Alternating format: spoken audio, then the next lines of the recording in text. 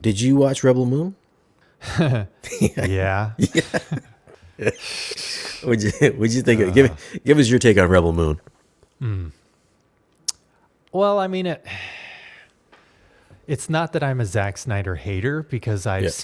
I've seen a good Zack Snyder movie before, but it wasn't for me, let's say that. If it was geared towards a certain demographic, clearly I was not part of that demographic because it was just there was no plot. It's clearly just a ripoff of Star Wars. But even Techno Dad just put out a video today about because he took the time to disengage all of his ear level speakers, and he only had the height speakers playing while he was watching Rebel Moon, and so many just dead silent scenes Yeah. with scenes that should have had at least something. There was, there's this scene where they're watching people across the way coming out of this like restaurant, and like this guy gets, latched into this like security thing, and it's raining, but there is no rain information in the height channels whatsoever. No thunder, no rain, nothing. So he just kind of goes over like all these missed opportunities in Rebel Moon to like, you got to put some audio in the height channels here. It's technically Atmos. It says it's Atmos when you look at the different audio choices, but hardly any information in the height channels. Right. The LFE channel was huge. It had some really cool LFE moments, but yeah, almost nothing in the height channels. Man, it's unfortunate. Usually Snyder has some pretty banging audio mixes, so I know. yeah, it's really weird that he missed. Yeah. That seems like I mean, I watched it on a 5.1 system, and I mean, it sounded pretty good for 5.1, and the bass definitely was rocking on a 5.1 system. And I'm talking like an entry level 5.1 system. Yeah. But the movie itself was listen, I'm a Zack Snyder fan. I'm always rooting for the guy because he kind of got crapped on with the whole DCEU thing. Yeah, true. I mean, Man of Steel is totally underrated. I love Man of Steel. It's a great movie. I love the BVS director's cut. And then Army of the Dead came out, and I thought that was a fun movie. He didn't change the genre or anything like that, but I thought it was a fun movie. I know a lot of people hated his lens choice, which kind of carried over a little bit into Rebel Moon as well. Yeah. I think he said he shot it with like a 0.94, 0.95 lens, so you would get that real shallow depth of field in many of the shots in Army of the Dead, also in Rebel Moon as well, which I'm sure you probably noticed. People hated that.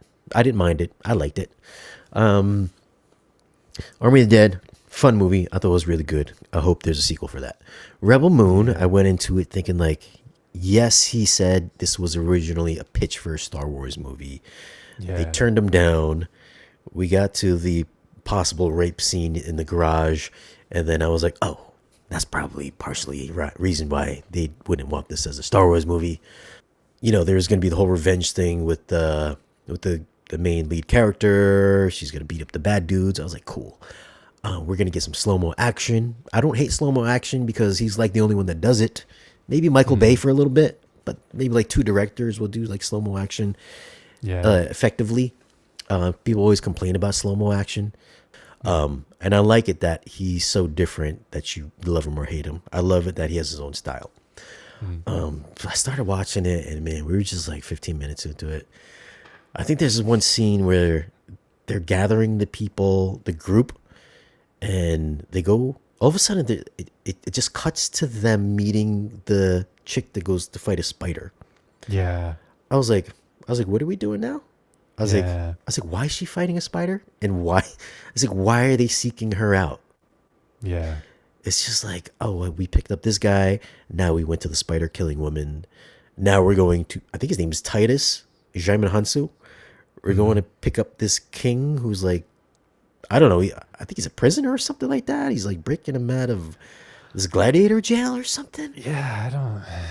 I was like, Yeah. I was like, it's like scene after scene was just like cut, cut, cut, cut, cut. We don't know. There's no exposition on anybody during the course of the movie. They're just picking them up along the way.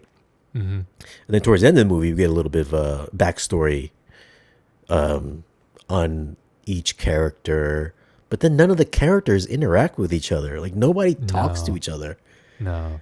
Like the spider killing woman doesn't talk to Jaimin Hansu, and then the guy from Pacific Rim doesn't talk to anybody. Mm-hmm. And then there's like a connection towards the end with the main character. Charlie Hunnam has that little moment with Sophia Boutella's character. I was like, oh, then now they're gonna be like friends or something, or is this like a romantic thing?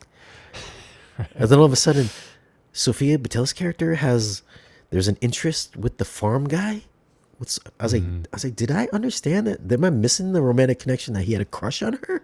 So it's like, Yeah. I was like, yo, what am I missing in this movie? And we just got like there's like, we didn't really care about any of the characters. And I was like, Zach, man, I was like, you're fucking up this movie, dude. I was like, I really Yeah. wanted to like this movie, and I just couldn't. I just couldn't. Yeah.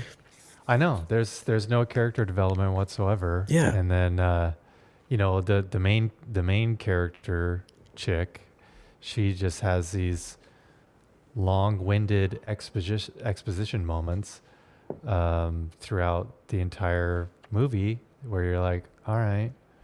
I mean, I guess that's good to know your backstory, but you probably could have done it in a, I don't know, more entertaining way than just having to go to another flashback again. But yeah, it's a story of just, hey, these guys want your grain, and they're the bad guys, and they're gonna kill you if you don't give them your grain. Yeah, dude. I said that. I Um, watched it with my buddy. I was like, are we starting a war because they're trying to take out this farm? I was like, is that what this whole story is about? Like, is that what it was? I was like, we're going on this mission to save a farm. Like, you got to Yeah. get another 6 people to go save your farm. I was like, come on, man. It's got to be something a little bit deeper than that. Yeah. Honestly, that's what made me think of A Bug's Life. Do you remember A Bug's Life? Yep. The ants collected food for the grasshoppers, or else the grasshoppers were going to kill them. Yeah. So I was like, yo, this is A Bug's Life meets Star Wars. And yeah, zero character development. So Yeah. I was, God, so bummed out, man. I think he did say there's like a director's cut. That's going to be there will longer. be, and Yep. it's going to be rated R and not Yeah. PG-13. Yep. So And the fight scenes, man, the fight scene during that whole rape scene, supposed rape scene, like it was okay, but I was like, it just wasn't that good though. Like the action scenes were like not that good. I don't know what's going on with these action scenes. I was like, Zack Snyder, you know how to do action. Like what? I was like, that whole fight scene was just like, it was like okay. yeah. It just wasn't that great. I mean, I wish I could have heard it what it would have sounded like with Atmos, but Yeah. because I thought it was going to be good because the 5.1 sounded good. But question is for you guys, what did you think of Rebel Moon? Did you like it? Did you hate it? How did you like the character development? Are you looking forward for the sequel? How did you like the Atmos? Did it sound better as 5.1, 7.1, or does it sound better as Atmos? I've been hearing mixed reviews on it. I would like to know myself. Leave your comments down below and let us know. Also, how did you feel about the video quality?